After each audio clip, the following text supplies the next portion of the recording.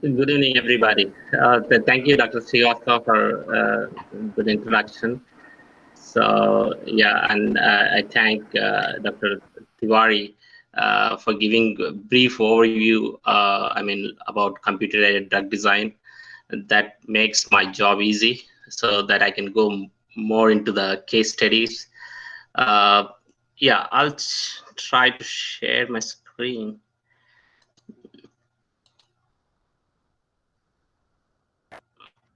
Just put it that screen.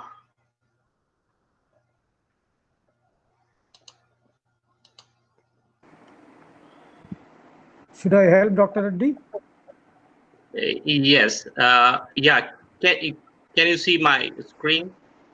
No, not yet. Not right. Yeah, I've just shared my screen. It shows that it's sharing my screen.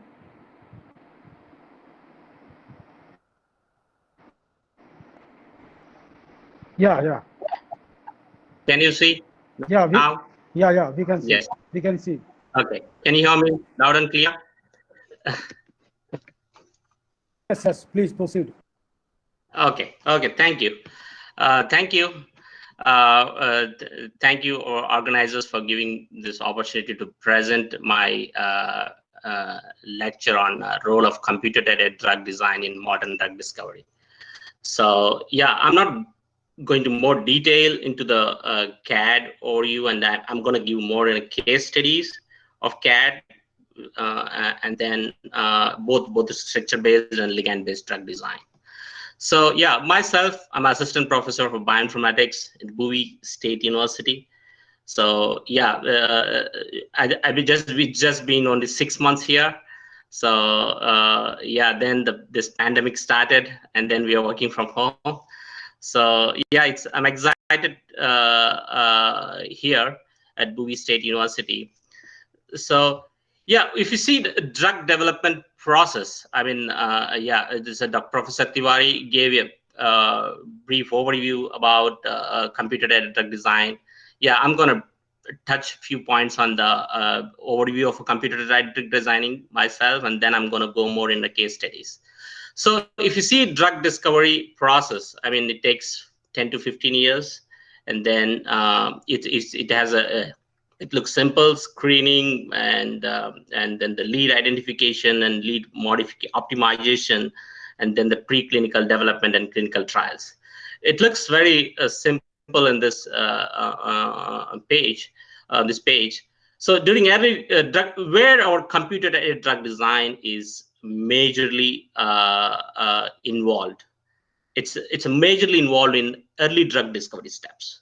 That's where our computer-aided drug design, which makes the process, which makes process easy for experimentalists to test their molecules.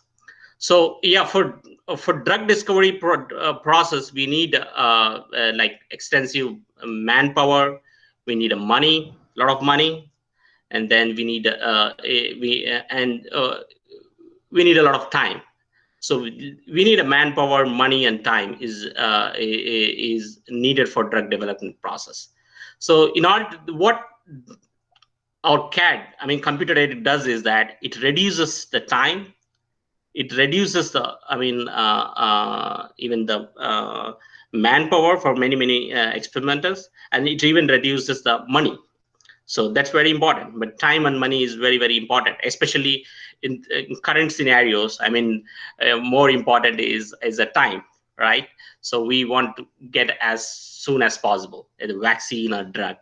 So especially in this times, this which makes the drug development process, even the vaccine process, even the most of the this computer, not exactly computer aided drug design, but other computational techniques which helps to make the drug discovery process simple.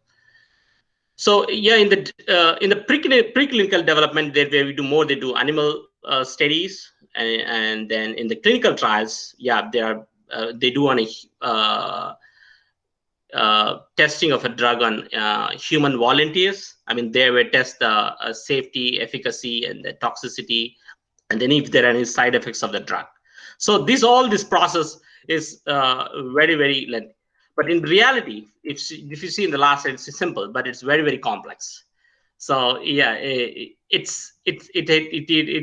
involves many scientists, right, from the biologists to chemists. I mean, even in the there's a medicinal chemist, and even it is in the more on the pharmaceutical scientists, and even there are many the computational scientists now. Currently, even the CAD fellows involved in every drug development process. So in reality, it's very, very complex. If you see here, I mean, in each and every step, even in the target identification, in the right from the starting, the first step in a drug discovery process is a target identification. So if you see, there's very, very complex in the target identification. There it where involves data mining, and there where it involves this understanding the hypothetical generation, and then the understanding the genotypes and phenotypes of our results. So it's even the target identification is very, very complex. And if you go for next steps, even if it looks simple, like talk about lead identification and optimization, but there are many people are involved in those steps. I mean, there are a lot of money and time is involved in each and every steps. So in reality, it's just very, very complex. So even if you see, there are in a lead identity optimization, maybe this picture is not very clear.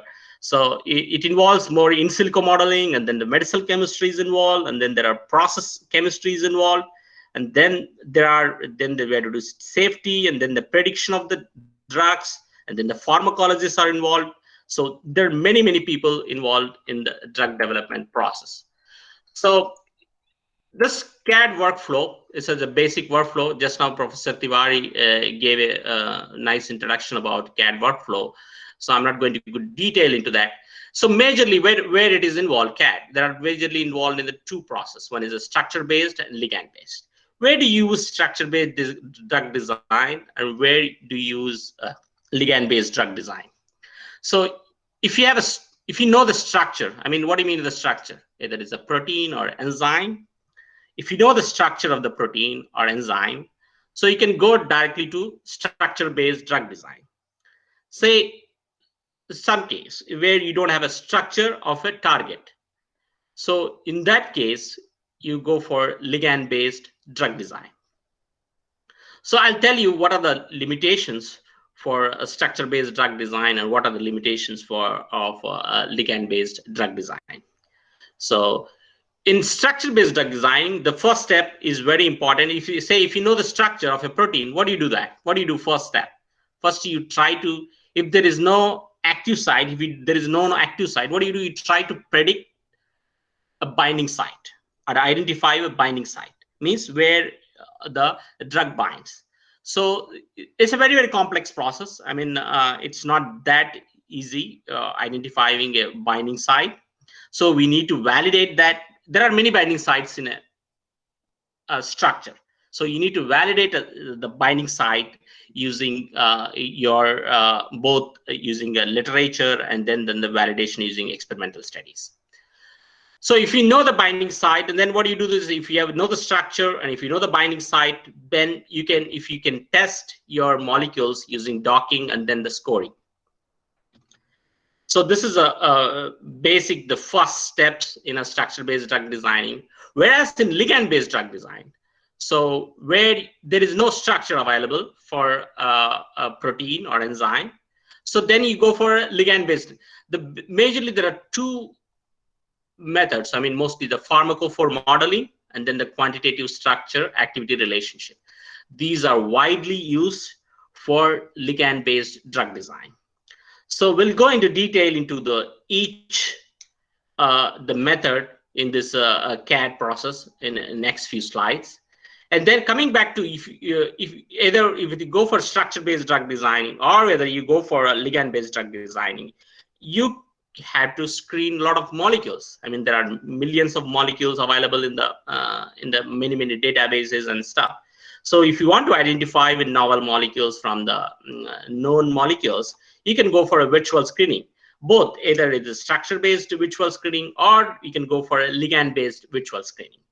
And then if you can identify the right, the top binding hits, so which are a high strong binding to the protein, and then you go for lead optimization, and then you go for a drug new drug development.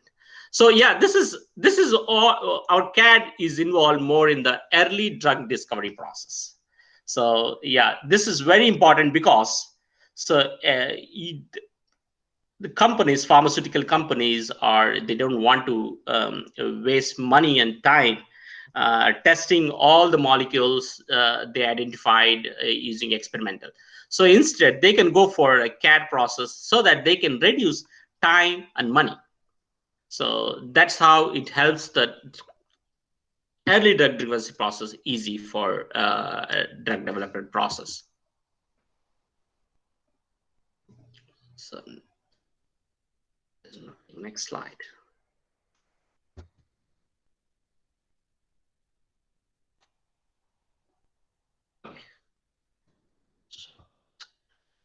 Okay. First, there are two general types of CAD. That's why we discussed structure-based drug designing and ligand-based drug design. So in structure-based drug design, the first step is binding site identification. Means identify where means a hotspots or it's a binding pocket, which can fit the drug-sized molecules into the binding pocket. So what do you mean by hotspots? How do you differentiate between active and non-active binding sites? I mean, how do you differentiate? There are many methods to. One of the way to identify hotspots, I mean, where the binding sites where drug can be accommodated is we identify whether they have a hydrophobic surfaces, or we need to identify whether there are hydrogen bonding sites. Means these hydrophobic surfaces and hydrogen bonding sites, especially those sites drive the ligand binding. So if you are testing a ligand, means on a protein or enzyme, so if your identification of these hotspots is very critical. So this binding site identification, if you see in the figure here, there are multiple potential binding sites.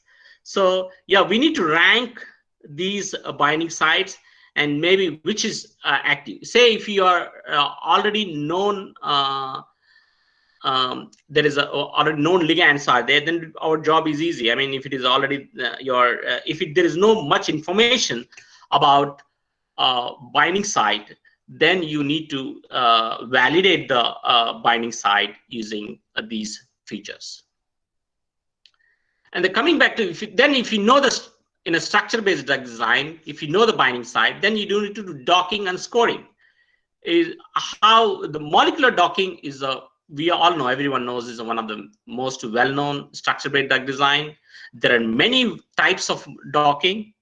So now if you see, there are many softwares are available in the market, and then they use a different technology, different methodology.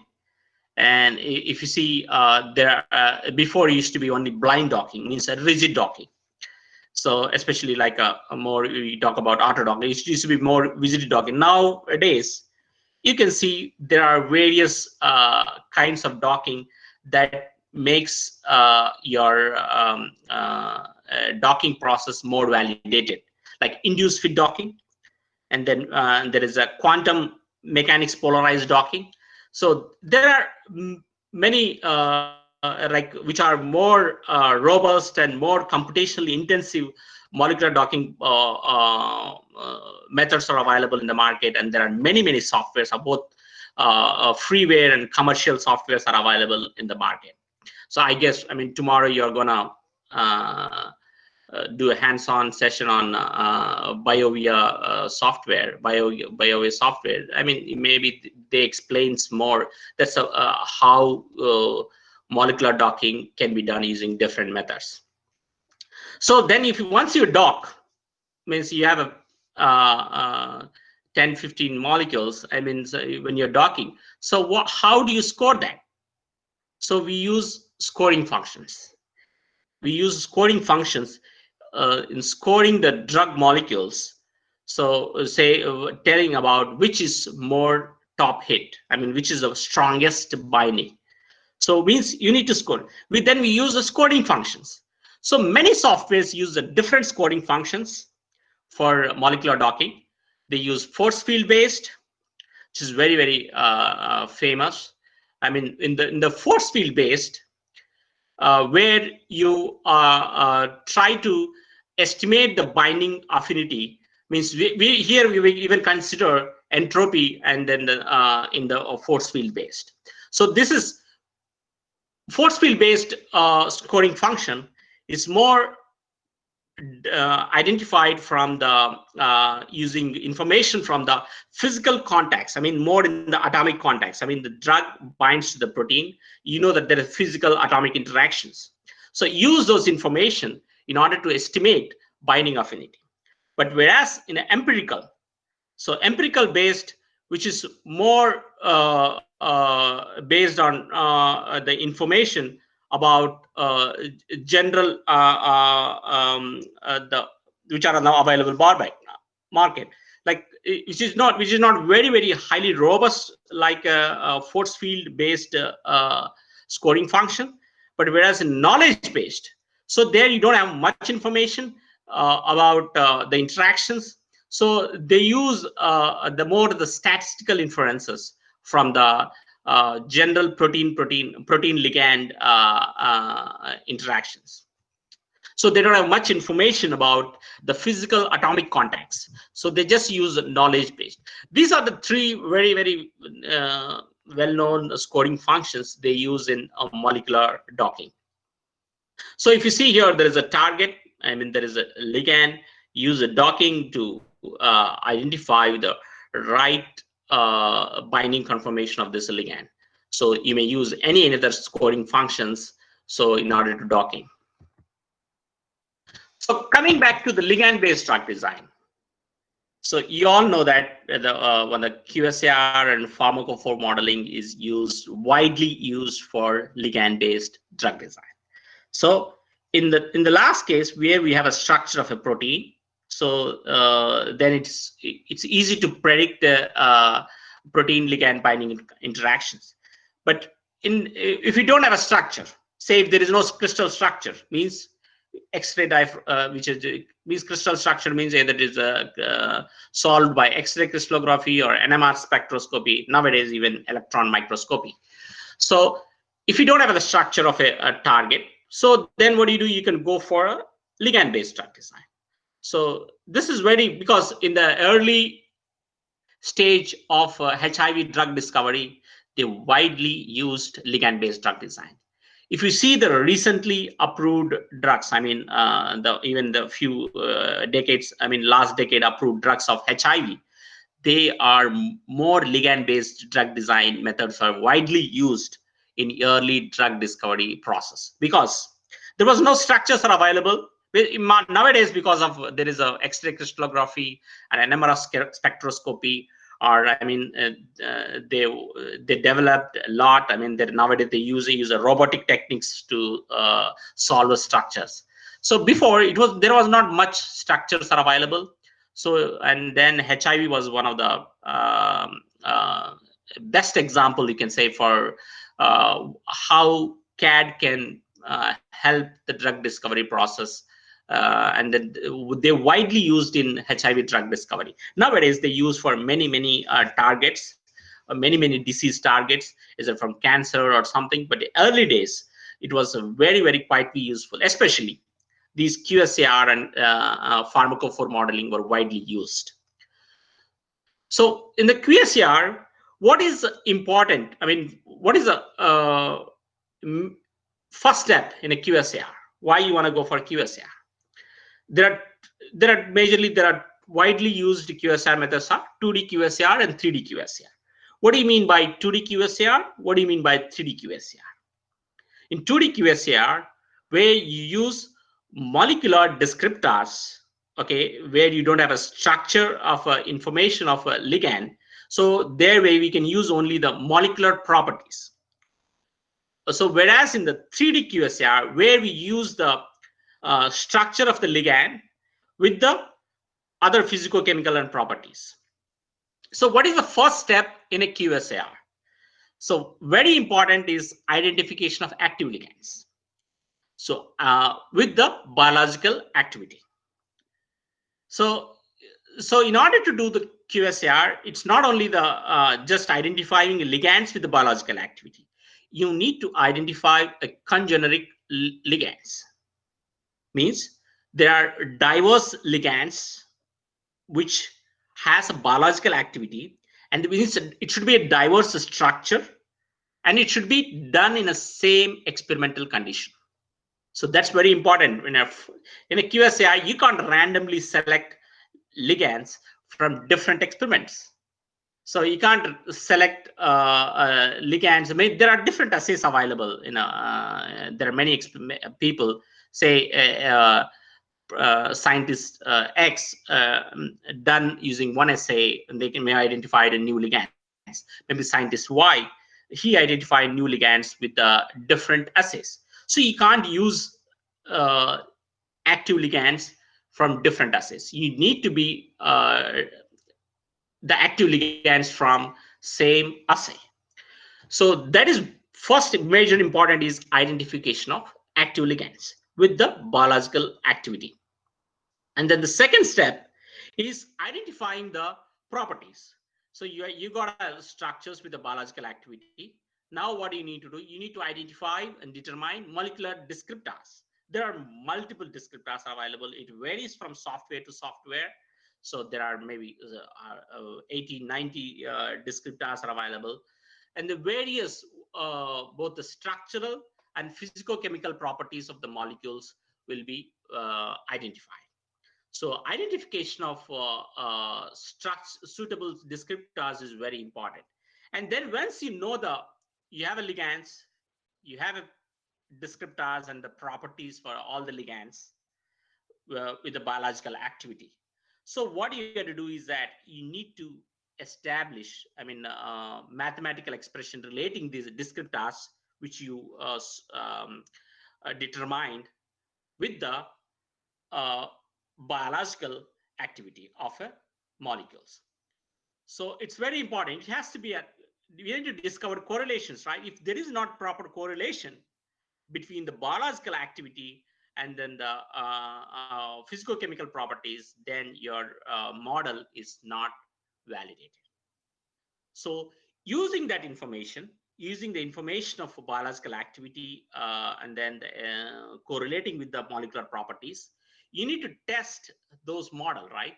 So yeah, you say that, no, I predicted a QSR model, which is, yes, you have done a great, but whether it is really statistically stable, whether it is used for improving the properties of the ligands, whether this QSAR model is really helps in the identification of the new drugs or molecules or not.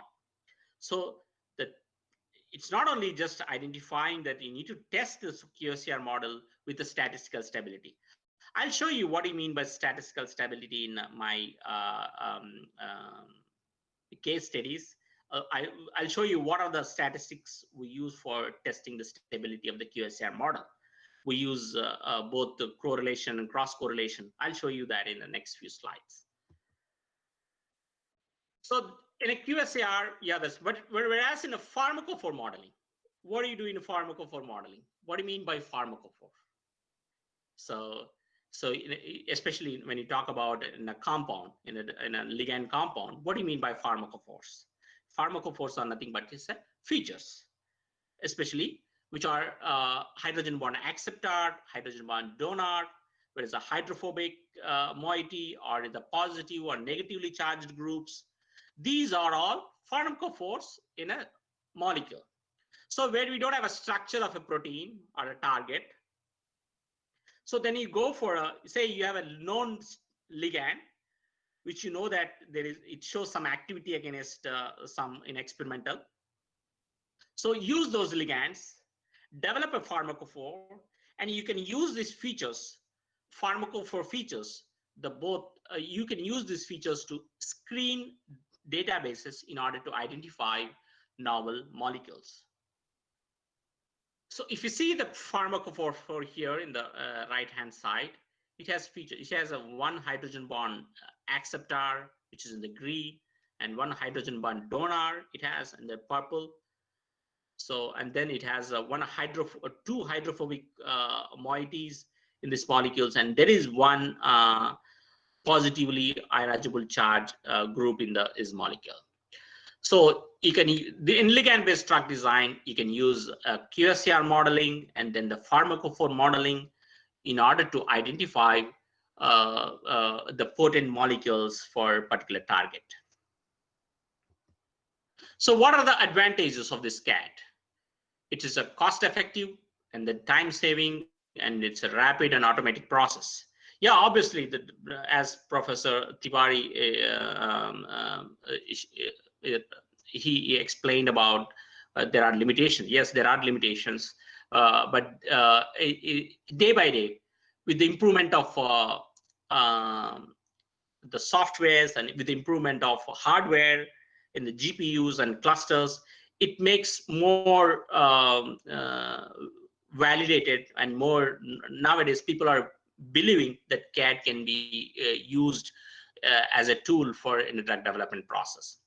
So we can minimize the synthetic and biological testing efforts, and we can obtain the drug receptor interaction pattern. These are advantages of CAD. In modern drug discovery, so with the advent of AI, right nowadays everyone talks about artificial intelligence. Artificial intelligence is there from many, many years. It's been from 1970s and 80s. They used artificial intelligence in a different way. But nowadays, there is a buzzword, the artificial intelligence in everywhere, even in the automatic cars, and even in the energy technology, or in the, right now Tesla, and the advantage of automatic cars. So AI became very, very popular. It's not only the first wave of AI. They used before even 1980s and 90s, and then it came down. Again, they tried to use the AI, but nowadays, the real power of AI is in the market. I mean, even it exceeds a human technology, whatever it exceeds even human calculations and stuff. So with the advent of AI and hardware, it's the CAD, which has emerged as an efficient means of identifying potential lead compounds, and then which will aid for the development of possible drugs for a wide range of diseases. It's not only for specific diseases they use CAD nowadays. With the advent of AI, they are and hardware, they are testing for multiple diseases, multiple targets. So especially the availability of supercomputers, and then the parallel processing, advanced softwares like BioVia and the other softwares, has greatly facilitated the rate of lead identification in pharmaceutical research. So artificial intelligence in drug discovery, so which is AI has surpassed human expert in terms of performance in many, many areas. If you see many areas, really we can say it surpassed, it replacing many humans in many jobs, many IT jobs, and many even in the grocery stores and stuff. It replaces humans. So it has surpassed human expert in terms of performance. So in many areas, there is no exception in drug discovery too. In drug discovery too, they artificial intelligence, and especially deep learning. We call about particularly deep learning approaches, which is what happens. This bringing, I mean, the deep learning, especially deep learning in past 5-10 years, it's really bringing changes in the drug discovery process. So AI is nothing but is being integrated in most aspects of the early phase drug discovery, including target identification and lead discovery and lead optimization, and then pharmacokinetic property prediction, and then the toxicity prediction. Even in the clinical trial structuring, even AI is used. Nowadays, every area, in each and every area, AI is used. And very exciting is that in AI in drug discovery, if you see companies in US, in before 4 years, there were only very few companies, around 10 to 15 companies in AI, in drug discovery. Nowadays, and in recent days, I've seen somewhere in one report, it shows that there are 250 companies in US which are AI based drug discovery. You can understand the fast pace of the AI and how it helps in the drug discovery process. So these are the drugs which are used. They use a CAD as one of the tool in the early drug discovery, especially if you see in the drugs like indinavir, ritonavir, and sacubitril. These are more the drugs which are targets HIV-1 protease, and you can see the raltegravir, which is approved in the recent years, which is in 2007, which targets HIV-1 integrase. I'm going to talk about it today. I'm going to talk about a lot about HIV-1 integrase. So yeah, I'm not going to talk about more on HIV-1 protease, and I'm going to talk about more on HIV-1 integrase. You see here, these are the list of the drugs which they used in CAD in the early drug discovery process. So this is not mostly updated one. There are many drugs are available in are in preclinical. I mean, in the phase clinical trials, in the phase 2 and phase 3 clinical trials. So which is not listed here. And very one of the success stories of this CAD is a raltegravir we can talk about, and there are many other HIV drugs because they use the CAD widely used in HIV drug discovery. So yeah, coming back to, that's all about overview. I'm going to give 2 case studies. One case study which is using combined ligand and structure-based approaches for identifying the HIV-1 integrase strand transfer inhibitors. So yeah, in the case study 2, I'm going to talk more on about structure-based virtual screening and structure-based drug design. In the case study 1, which I've done mostly during my PhD and postdoctoral studies. So why will you use combined ligand and structure-based? Why not just ligand-based? So there are limitations for structure-based design. That's what I've told. There are limitations for ligand-based drug design. Using those 2 techniques will help to validate those drugs as potent drugs, potent molecules. Potent molecules. So if there is no structure, we're going to go for a ligand-based drug design. I'll talk about how I have used these combined ligand structure-based and ligand-based approaches in this study. You all know AIDS was first reported in 1981 and subsequently isolated in 1983.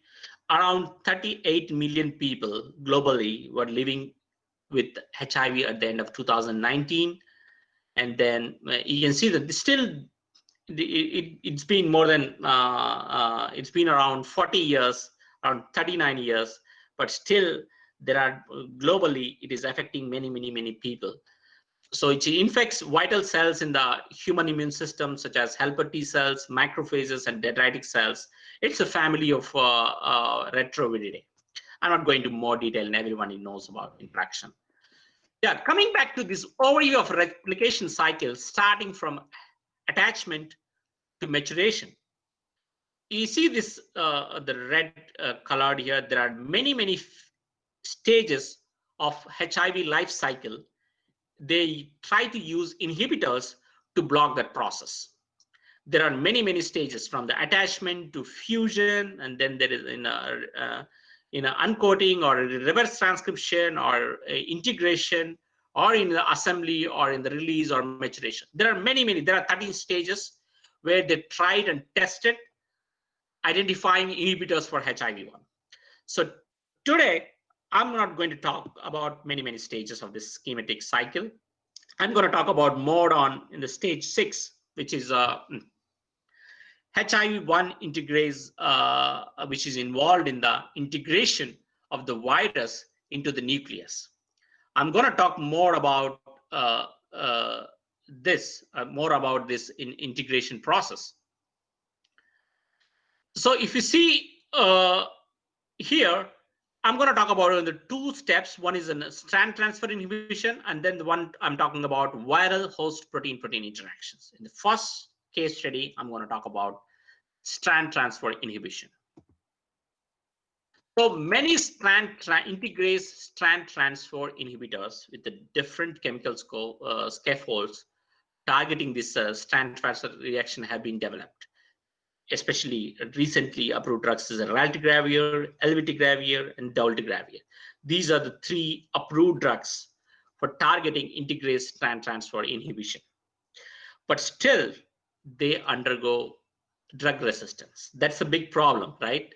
Especially when you're talking about viruses, the big problem about identifying a drug is drug resistance. And then the mutation. Mutations and drug resistance is one of the major problem. Even though there are many approved drugs for HIV, but still for many they are undergoing drug resistance and then they're trying to mutate themselves.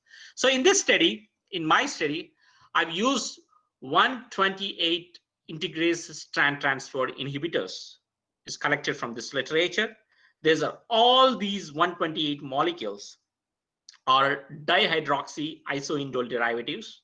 They are all reported from same research group and same assay. That's very important. Do you remember I'm talking about QSAR studies where it needs to be done with the same assay? So here have you used 128 molecules from which are developed from using the same assay. So on applying the scoring functions, what we do initially, we developed pharmacophores.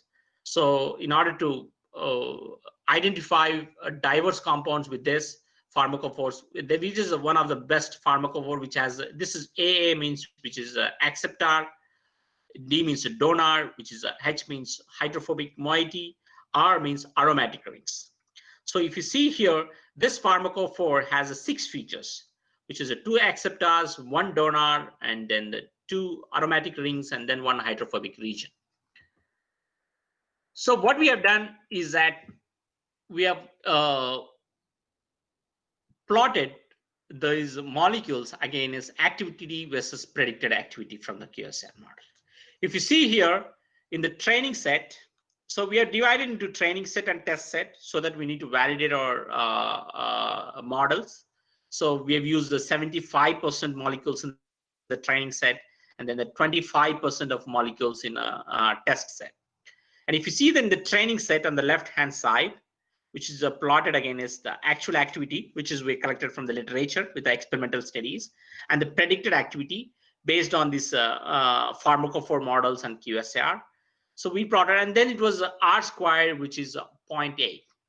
Anything, that's what I was talking about, statistical analysis. That's what we were doing. You need to be more, if it is more closer to 1, which is more better the model is. So if you see the R squared, it may not be should not be overfitting, which is a 0.99. Sometimes it overfits the model. Even that is itself something is wrong. There is a noise in your study. So it is very good. I mean, which is 0.86, which is R squared for the training set, and the test set it's around 0.7. So here for test set, I mean, like for training set, we have used around 96 molecules, and test set we have used around 28 molecules, around 29 molecules we used in the test set. And if you see this both models with the scatter plots, which is well validated. I'll just show you the statistical results of the 3 pharmacophores which were developed, and then the QSAR results for the using that pharmacophore model. We have developed a QSAR model. So this is one of the best model is that which is AADHHR, which I've shown that in the which is highlighted in the red color. So which is this particular hypothesis. This hypothesis, we use those hypotheses to develop a QSAR model. So here we are just a representation of the contours of a QSAR model. So what do you understand from this figure? There are a lot of blue, and then there are red cubes, contours, and the blue contours. Blue contours is, and if you see in the A, which is developed for electron withdrawing property. So we are trying to identify using the QSAR model, which we have developed using the 128 molecules. So, and then the pharmacofor hypothesis. We are trying to understand whether these molecules, I mean, these predicted molecules, which whether they are really helps in improving the model or not, whether it is a favorable region or not. For these contours, it shows that these blue contours shows that majorly these regions are which can be improved for electron withdrawing property. And in the B, where we can, there are very, very few blue cubes, which shows that region where we can improve the property of hydrogen bond donor. And then on the C, we can see which are the favorable and these regions are very, very favorable for hydrophobic property.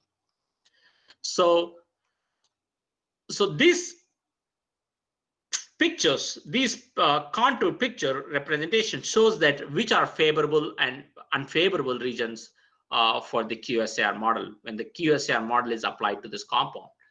So we see it shows that there are more favorable regions in this figure than the non-favorable regions.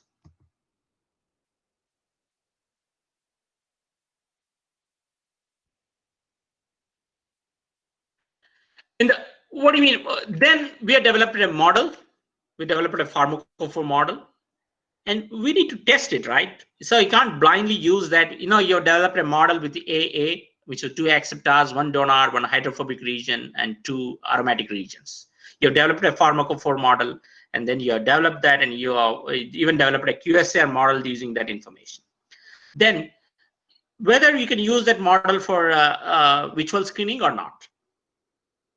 No, unless and until we need to test it more. I mean, you can't blindly use it, just say this, your software given some model-based model. So you can't blindly use that model for a screening process. So we need to validate more. So how do you validate whether your generated pharmacophore model is really, which helps to identify novel molecules or not? Whether it is able to identify active molecules or not. So we need to validate it. So what we do is that we take that pharmacophore model. What do? We mix those active ligands. We collected active ligands around 237, and then the decoys means which are randomly, we take some decoys so that we see that whether our developed pharmacophore model is really is a good model or not. So we use that model. If you see in the figure here, in the x-axis, there is a specificity, and then the y-axis, we can see the sensitivity. Here, it shows from 0 to 1 specificity. And then we mix both these molecules, and then we screen those molecules against this pharmacophore. If you see the plot here, by the 20% of screening reached, there were almost 70% of the molecules are active molecules. Here is a 0.7, means for better understanding, I put a 0 to 1. Means here, by the time the 20% of the screening is reached, there are 75% of the active molecules are there. Only 25% are decoys. Means your model is like which is a more better model, which is a say, because why is a better model? Because it is able to distinguish between active ligands and decoys, right? Because the top hits, if you see the top hits of the screening, is mostly active molecules. Means this model which you developed is in a pharmacophore model is more robust and more validated. Means it's able to identify more active ligands than decoys. And then if you see this is more looks like in the percentages. So if you see on the x-axis, you see the percentage screen, and the y-axis you can see the percent actives found. So if you see here, that's what I was talking about. In that large figure is not very clear about in the percentages. Here, for your better understanding, I put in a percentage. So by the time 20% is of screen is reached, there are more than 60% of our actives are found. You can see that. Then this shows that the model which we developed is more validated. So it's very important because it's computational. Sometimes you get false positives, right? We talked about the other professor, which he talked about. There are limitations. Yes, that's what the thing, because it gives false positives. So whenever you are doing any studies, we need to validate further using other statistical inferences and stuff. So this is one of the way we can validate your experiments. In the same way, even this is for ligand-based drug design. Even in the case of structure-based drug design, you need to validate further using many techniques. You need to using many binding free energy calculations and entropy, and you need to use many techniques for that. So this shows that the percentage screen versus percentage actives found, it shows that these model is wonderful for screening. That's I gave the numbers in order to show that. So we identify 148 out of 237 ligands, and only 20 of in number wise I given based on the numbers, and only 20 of 998. How come I gave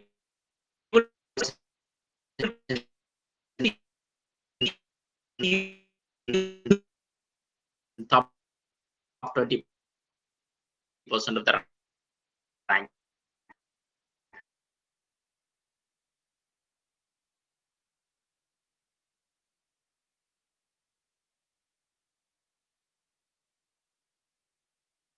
Hits. That's what I was telling about in the last.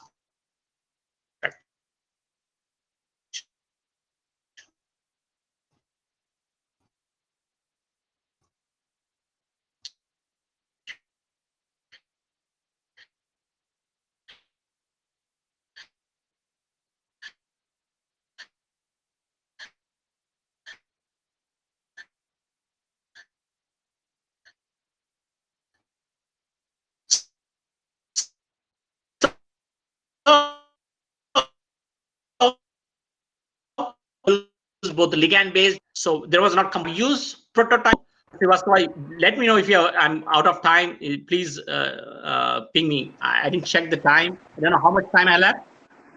No, you have sufficient time. You please continue. Okay, yeah, just let me know, because sometimes I'm going out of. I'll try to stick to time. So just let me. Okay. I didn't check the time exactly.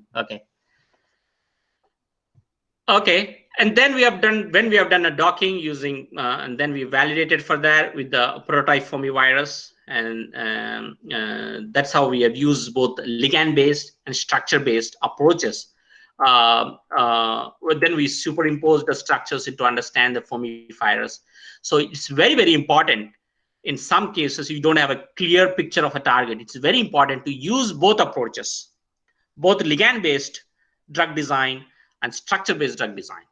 This is one of the best example I can show. We have done this, and then we have done docking, and then we have done simulated that, and then we try to identify whether these ligand is able to stabilize or not. So this is just a figure showing that that how these ligand is stable using MD simulation. So, Dr. Reddy, please conclude within 10 minutes. Okay. Dr. Yes, Reddy, can you hear me? Please? Yes, I can hear you. Thank you. That's fine. Yeah.